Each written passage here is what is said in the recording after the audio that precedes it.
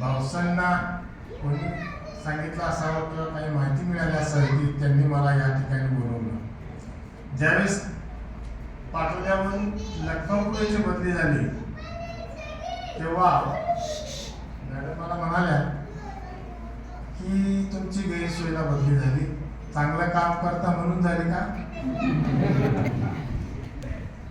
मी काहीच बोललो नाही, रुजू झालं. नंतर कळालं की भावसांना माझ्या कामाविषयी कोणीतरी चांगले संदेश त्यांना दिला. मग मी घरी येऊन सांगितलं की माझी बदली तक्रार म्हणून नाही झाली, तर माझा सन्मान म्हणून बदली लखमापूर येथे झाली. त्यामुळे मला त्याचा आनंद आहे.